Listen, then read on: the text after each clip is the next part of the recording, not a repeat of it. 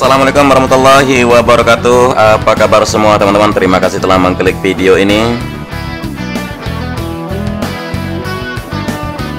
Ya, berkali-kali kita melihat bagaimana perkembangan sirkuit MotoGP Mandalika, dan di video kali ini kita membahas tentang sistem transportasi atau rekayasa lalu lintas yang akan ada nanti di saat event gelar balap MotoGP di Mandalika.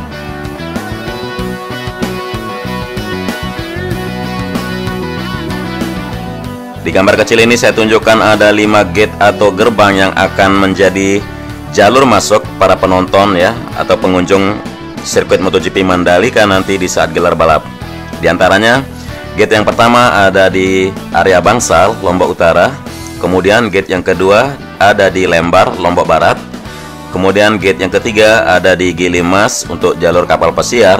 Lalu gate keempat yang ada di Kayangan, Lombok Timur untuk mengkoneksi ke Indonesia bagian timur, dan gate yang kelima adalah Bandara Internasional Lombok.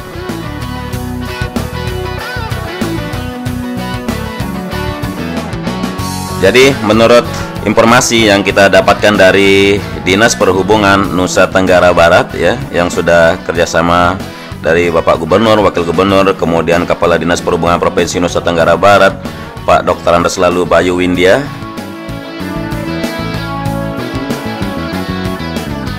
nantinya akan ada sistem zona atau area angkutan dan rute rekomendasi seperti yang terlihat di gambar kecil ini saya tunjukkan.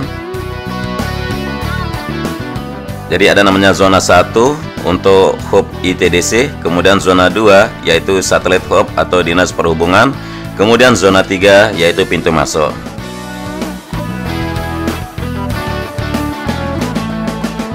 Kalau kita perhatikan, zona 1 ada di sisi selatan di sini, kemudian zona 2 dekat sekali dengan bandara, dan zona 3 sekitar lebih utara untuk lebih luar lagi dari radius Kuta Mandalika. Dan akan ada nanti 3 Mandalika Center kita sebut, yang mana Mandalika Center yang pertama ada di Bandara Internasional Lombok. Nah, di sini nanti pembatasan kendaraan pribadi ya, jadi yang khusus untuk yang datang bawa kendaraan pribadi, misalnya datang dari rute mana, bisa milih tempat parkir yaitu di bandara misalnya. Kemudian yang datang dari sisi barat misalnya memilih Mandalika Center 3, bisa parkir di area Silong Belanak.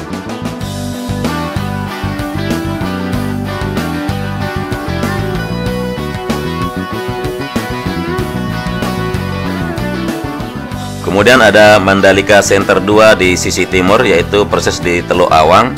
Jadi ketiga Mandalika Center ini difungsikan untuk area parkir, atau kita sebut aja area di mana akan ada pembatasan kendaraan pribadi yang akan masuk ke dalam zona sirkuit Mandalika atau ke kawasan Mandalika. Jadi nanti dikhususkan untuk kendaraan yang berlogo Dinas Perhubungan yang langsung boleh masuk gitu. Jadi ada Dinas Perhubungan 1, Dinas Perhubungan 2, dan Dinas Perhubungan 3. Seperti itu teman-teman.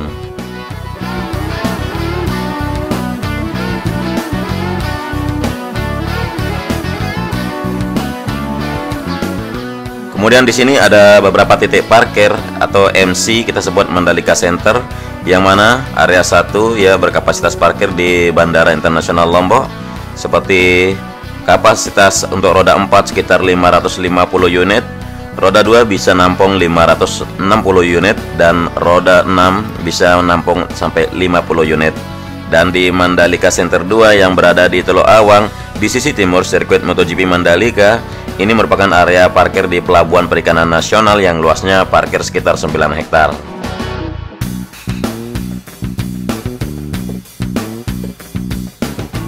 Dan berikutnya ada Mandalika Center 3 yang berlokasi di sisi barat dari sirkuit MotoGP Mandalika, yaitu Silong Belanak. Di sini lahan kosong milik masyarakat bisa digunakan, dan luas lahannya pun kurang lebih sekitar 2 hektar. Kemudian dari jarak menuju ke sirkuit MotoGP Mandalika tidak begitu jauh, baik itu Mandalika Center 1 dengan jarak sekitar 15 menit sampai 25 menit, kemudian Mandalika Center 2 ini sekitar 15 menit, kemudian Mandalika Center 3 di Silong Belanak ini kurang lebih antara 20 menit ya jaraknya ke kawasan Mandalika.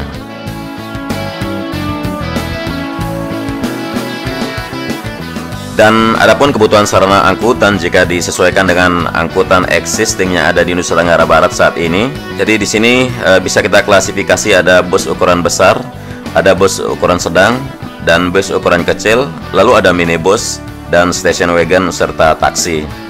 Nah, untuk jenis bus besar dan berkapasitas 45 orang, sedangkan bus sedang ini bisa berkapasitas sekitar 30 orang dan bus kecil 25 orang. Lalu yang minibus sekitar 12 orang, dan untuk station wagon bisa 7 orang dan taksi bisa 3 orang. Jadi total kebutuhan angkutan yang akan sekiranya dibutuhkan itu sekitar 875 unit untuk mengakomodir para penonton dan pengunjung yang datang. Nah, untuk existing sendiri kalau kita perhatikan di sini bus besar ada 84, tapi bisa ditambahkan nanti menjadi 186. Kemudian bus sedang ada 49 unit yang ada dan bisa ditambahkan sekitar 62 unit. Dan untuk bus kecil yang eksis sekarang 333 dan bisa penambahannya sampai 127 nanti.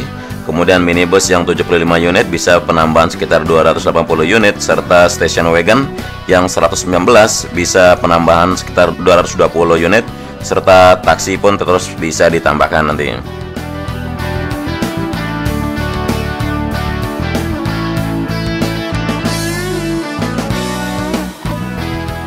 Adapun skenario yang akan menjadi rekayasa lalu lintas nanti seperti yang terlihat di gambar ini, melalui 3 Mandalika Center atau MC yang disediakan, kendaraan dari 7 pintu masuk langsung diarahkan menuju zona 1 Hub ITDC untuk mengisi tempat parkir yang disediakan di dalam area sirkuit hingga berkapasitas maksimal. Nah, ketika area parkir sirkuit telah penuh, maka diberlakukan pembatasan kendaraan yang masuk ke zona 2. Kemudian kendaraan diwajibkan untuk parkir di kawasan Mandalika Center yang telah disediakan dan menggunakan bus shuttle yang akan membawa hingga ke zona 1 atau ke kawasan ITDC atau ke kawasan Mandalika. Jadi teman-teman bisa pilih parkir di mana saja dan akan disediakan bis untuk mengangkut teman-teman semua menonton.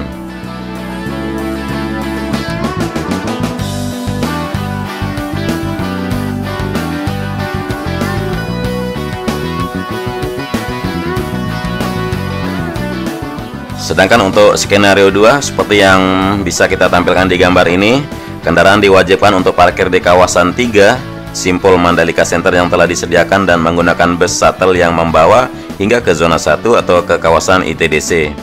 Jadi di sini bisa teman-teman perhatikan untuk Simpul Mandalika Center yang ada tersedia buat teman-teman semua di sini.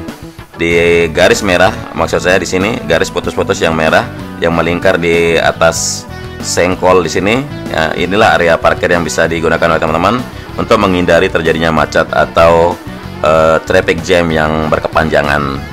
Karena kita tahu penonton MotoGP bisa saja membludak sampai ratusan ribu ya, kalau tidak salah diprediksi 150.000 sampai 200.000 penonton.